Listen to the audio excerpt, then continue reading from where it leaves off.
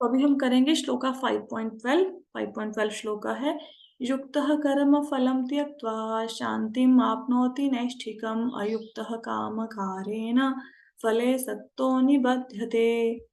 तो इसमें भगवान कहते हैं, निश्चल भक्त शुद्ध शांति प्राप्त करता है क्योंकि वह समस्त कर्म फल मुझे अर्पित कर देता है, किंतु जो व्यक्ति भगवान से युक्त नहीं है और जो अपने श्रम का फल कामी है वह बन जाता है।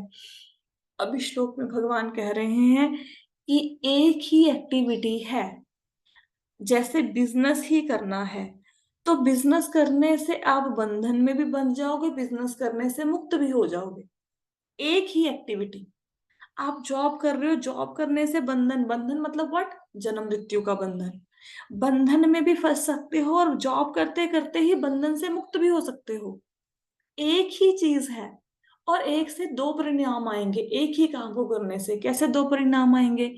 अगर तो आपने ड्यूटीज करी एज अ, मतलब जो भी आपकी रिस्पॉन्सिबिलिटी है वो कंप्लीट करी as a matter of duty कि मैंने करना है, मेरे को ये रिस्पॉन्सिबिलिटी दी हुई है, मैंने अपना फर्ज निभाना है।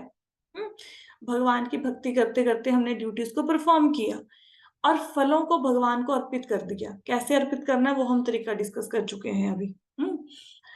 तो कर्म फल अर्पित किए, उसको तो मिलेगी शांति, वो तो जन्म मृत्यु के चक्कर से मुक्त हो जाएगा। वही अपनी ड्यूटी को करते करते, बिजनेस नौकरी जो भी कर रहे हो वही करते करते, बच्चों की सेवा करते करते, खाना बनाते बनाते। लेकिन जिसने ये बात को नहीं जाना, जो कृष्णा कॉन्शियसनेस में नहीं है और जिसको लगता है कि मैं काम कर रहा हूं, अब इससे मुझे प्रॉफिट हो, उसके प्रॉफिट को मैं भोगूंगा, वो फंस जाएगा जन्म मृत्यु के चक्कर में। तो एक ही कार्य है, एक ही कार्य के दो परिणाम है, वो आपके कॉन्शियसनेस के ऊपर डिपेंड करता है कि आप किस कॉन्शियसनेस से काम करते हो। तात्पर्य पढ़ते हैं, तात्पर्य श्रील प्रभुपाद के द्वारा। श्रील प्रभुपाद की जय। एक कृष्ण भावना भावित व्यक्ति और देहात्मक बुद्धि वाले व्यक्ति में यह अंतर है कि पहला तो कृष्ण के प्रति आसक्त रहता है, जबकि दूसरा अपने कर्मों के प्रति आसक्त रहता है। तो कहते एक व्यक्ति जो कृष्णा कॉन्शियसनेस में है और एक देहात्मक बुद्धि मतलब बॉडीली कंसेप्शन, बॉडीली कंसेप्शन कि अपनी बॉडी को सुख सुविधाएं देने के लिए धन अर्जित करना या उसमें सारा दिन लगे रहना, कैसे मैं अपनी बॉडी को सुखी बना सकता हूँ। तो कृष्णा कॉन्शियसनेस वाले व्यक्ति में और बॉडीली कंसेप्शन देहात्मक बुद्धि वाले व्यक्ति में पहला डिफरेंस क्या है कि पहले की अटैचमेंट है कृष्णा से, दूसरे की अटैचमेंट है अपने काम से, अपने बिजनेस से, अपने जॉब से, अपने घर के कामों से। एक की अटैचमेंट काम से है, दूसरे की अटैचमेंट कृष्णा से है। जो व्यक्ति कृष्ण के प्रति आसक्त रहकर उन्हीं के लिए कर्म करता है वह निश्चय ही मुक्त पुरुष है, उसे अपने कर्मफल की कोई चिंता नहीं होती। तो जिसकी अटैचमेंट भगवान कृष्ण से है वो उन्हीं के लिए कार्य करते हैं। उनके लिए, बच्चों के लिए खाना बनाना भी भगवान की सेवा ही है क्योंकि बच्चे भी भगवान का अंश है। उनके लिए बिजनेस करना भी भगवान की सेवा है क्योंकि बिजनेस से धन आएगा, धन को मैं दान करूंगा, धन से जो मेरे बच्चे हैं वो भगवान का अंश है, उनका पालन पोषण करूंगा। तो करना बिजनेस ही है, करनी जॉब ही है, लेकिन अटैचमेंट कृष्णा के साथ और उन्हीं के लिए काम करना है और ना ही कोई फल की चिंता करनी है, वो हो गया मुक्त पुरुष।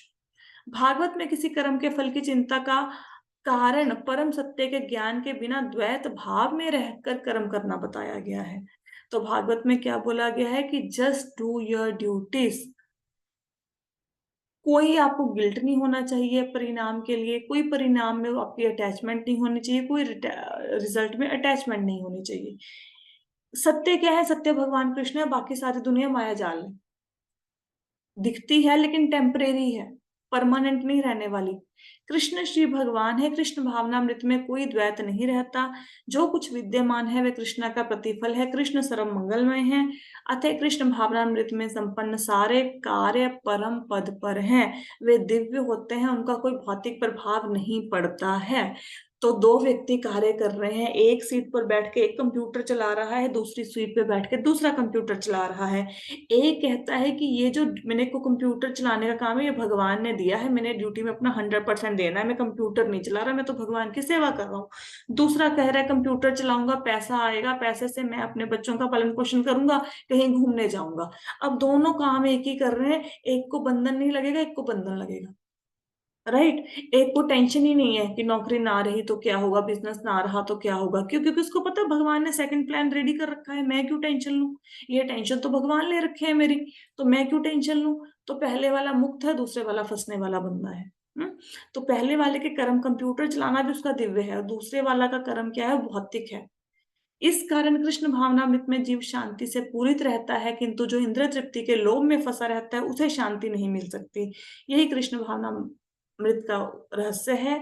यह अनुभूति कि कृष्णा के अतिरिक्त कुछ भी नहीं है, शांति तथा अभय का पद है। तो हमेशा ये सोचना कि सारा संसार कृष्णा ने बनाया, सब कुछ कृष्णा का है, मैं भी कृष्णा का हूँ, मेरे बच्चे भी कृष्णा के हैं, मेरी चिंता भी भगवान को, बच्चों की चिंता भी भगवान को। Why should I take tension? और मैं भगवान का दास बनूं, तो उन्होंने जो काम किया है मेरे को तो करना है। जो ये सोचता है उसको शांति मिल जाती है। सामने वाला गाली भी दे रहा है, ठीक है, भगवान का अंश है, गाली दे रहा है, कोई बात नहीं, भगवान ही इस रूप में आके गाली दे रहे हैं। कोई बंदा प्रेम कर रहा है, उसका भी सोचो कि भगवान का अंश है, प्रेम कर रहे हैं, कोई बात नहीं।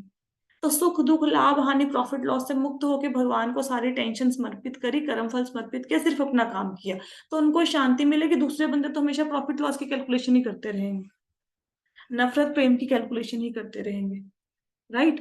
So this is the way how we can be, we have peace in our life. Okay? तो ये था ये श्लोका, बाकी कल करेंगे हम लोग नेक्स्ट श्लोका।